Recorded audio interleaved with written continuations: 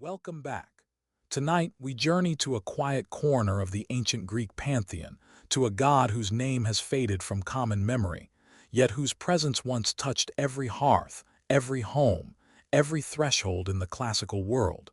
This is the story of Hestia, the first and the last, the goddess who chose silence over fame, and in doing so became perhaps the most important deity most people have never truly known. In the beginning, before Zeus ruled from Olympus, before the earth knew the footsteps of heroes, there was only chaos, and from chaos came the Titans. Among these primordial beings were Cronus and Re, rulers of the Golden Age, and it was Re who bore 6 children who would one day reshape the cosmos. The first of these children was a daughter, and her name was Hestia. Hestia was born into darkness. Her father Cronus, consumed by a prophecy that foretold his own children would overthrow him, swallowed each infant whole as they came into the world. Hestia, the firstborn, was the first to disappear into that terrible void, trapped in the depths of her father's being, waiting in a place beyond time and light. There she remained while one by one her siblings joined her, Demeter, then Hera, then Hades, then Poseidon. Each newborn deity tumbled into that same eternal darkness until only the youngest remained. That youngest child was Zeus, and through Re's desperate cunning, he alone escaped his siblings' fate. Hidden away on the island of Crete, Zeus grew to maturity in secret caves, nursed by nymphs and guarded by warriors whose shields clashed loud enough to drown out his infant cries. When he came of age, Zeus returned to face his father, and with a mixture prepared by the Titaness Medes, he made Cronus disgorge all he had consumed. And so the children emerged. But the order of their release was reversed, like echoes traveling backward through time. Zeus had been the last born, and he was the only one who had never been swallowed. Poseidon came out first, then Hades, then Hera, then Demeter, and finally, last of all, came Hestia, the eldest daughter, the first who had been consumed and now the final one freed. First to enter that darkness, last to emerge into light. This dual nature would define her forever, the first and the last, the beginning and the end, the alpha and omega of the Olympian family. After the great war between the Olympians and the Titans, after 10 years of cosmic battle that shook the foundations of earth and sky, the victorious gods gathered to divide the cosmos among themselves. Zeus took the heavens, Poseidon claimed the seas, Hades accepted the underworld. The goddesses and gods each found their domains, their spheres of influence, their realms to rule and stories to inhabit. But Hestia made a choice that puzzled mortals and immortals alike. She chose the hearth, not the wild places, not the oceans or the storms, not love or war or wisdom or the hunt, just the hearth.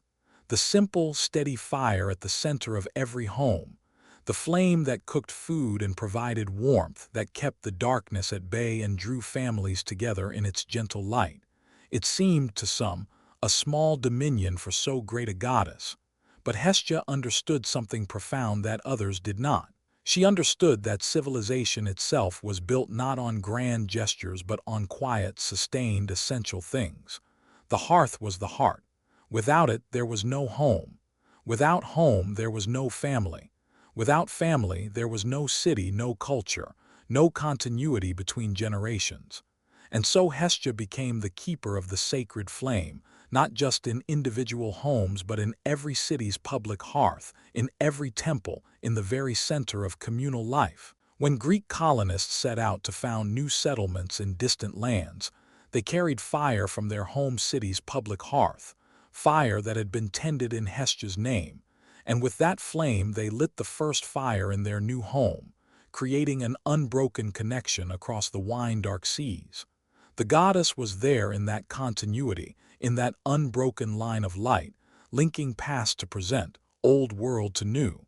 But Hestia's story contains another choice, one that would define her character throughout the ages.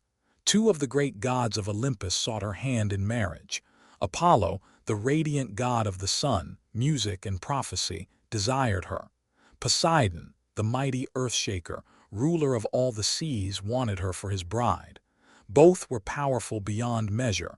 Both were accustomed to having their desires fulfilled, and both pressed their suit with the intensity of immortals who knew no refusal. The rivalry between these two great gods grew fierce, and Olympus itself trembled at the potential conflict. Zeus, ever mindful of harmony among the divine family, watched with concern as the situation escalated. Violence between Poseidon and Apollo could tear apart the careful balance of divine power. The king of gods waited to see what his eldest sister would do. Hestia's response was characteristically direct. She approached Zeus and placed her hand upon his head, swearing by the river Styx, the most sacred and unbreakable of all oaths, that she would remain a virgin forever, never taking a husband from among gods or mortals. In making this vow, she removed herself from the complex web of divine marriages, affairs, jealousies, and rivalries that consumed so much of Olympian attention. She would not be a prize to be won or a cause of conflict. She would simply be herself, complete and whole, needing no other to define her role or worth. Zeus, relieved and moved by his sister's wisdom, granted her a tremendous honor in return. Hestia would receive the first offering at every sacrifice made by mortals. Before Zeus himself, before any of the other gods, Hestia would be honored. In every temple, at every altar, at every sacred rite, her name would be spoken first and last. The first portion of every sacrifice and the final libation at every feast belonged to her. This was no small thing. In the ancient world, sacrifice was the primary mode of communication between mortals and the divine. Through offering and ritual, humans maintained their relationship with the gods, sought their favor, gave thanks for blessings, and asked for protection. And at every single one of these moments, spanning centuries, spanning the entire Greek-speaking world, Hestia was remembered first. Her quiet presence bookended every sacred act, every prayer, every moment when the mortal and divine worlds touched. Yet despite this supreme honor, despite being first among the Olympians in the order of worship, Hestia chose not to participate in the dramatic narratives that made the other gods famous. She appears in no great myths of seduction or revenge. She starts no wars, curses no heroes, transforms no mortals into animals or flowers. She does not descend to earth in disguise, does not fall in love with handsome shepherds, does not compete in beauty contests or send monsters to ravage cities. The few stories we have of her are quiet ones, small moments that reveal her nature. Once, during a feast of the gods, the rustic god Priapus, drunk on nectar, attempted to approach the sleeping Hestia with unwanted advances. But at the crucial moment, a donkey brayed loudly, waking the goddess and the entire assembly. Hestia was saved from violation, and Priapus was driven away in shame. Even here, in a story that could have turned dark, Hestia's essential inviolability is preserved. She remains untouched, protected not by violence or vengeance, but by circumstance, by chance, by the natural order reasserting itself at the needed moment. In another tale, the Titan Prometheus, the great friend of humanity who stole fire from the gods to give to mortals, is sometimes said to have taken that fire specifically from Hestia's eternal flame. There is a beautiful symmetry in this. Prometheus, who loved mortals and wanted them to have the tools of civilization, took fire from the goddess who embodied the civilized use of fire, the domestic flame, the hearth that makes a house a home. In giving Hestia's fire to humanity, Prometheus gave not just heat and light, but the possibility of community, family, and the warm center around which human life could organize itself. The Romans, when they absorbed Greek religion into their own traditions, recognized something essential in Hestia. They called her Vesta, and in Rome, her cult became one of the most important in the entire city. The Temple of Vesta in the Roman Forum housed an eternal flame that was never allowed to go out, for it was believed that the flame represented the life of Rome itself. To let it die was to invite catastrophe for the city and the empire. Tending this flame was the sacred duty of the Vestal virgins, priestesses who took vows of chastity for 30 years of service. These women held a unique position in Roman society, respected and honored in ways that few women were.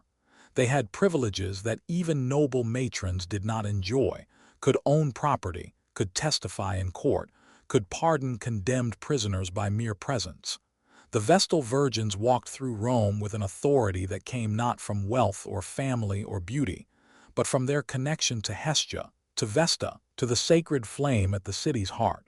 The Romans understood what Hestia had always represented, the idea that some things are too important to be drawn into the chaos of competing desires, that some forces must remain pure, steady, and unchanging if society is to survive. The hearth fire does not flare up dramatically and then die down. It burns steadily, reliably, day after day, year after year.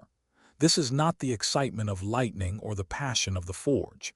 This is the quiet, essential warmth that sustains life itself. In the mythology, Hestia is often depicted as a modestly veiled woman, sometimes seated, sometimes standing, always dignified, always serene. Unlike the elaborate narratives surrounding other deities, her iconography is simple. There are no dramatic scenes of transformation or battle, no complex allegories. Just the goddess herself and often a simple flame. That simplicity is not a lack, but a fullness that needs no ornament.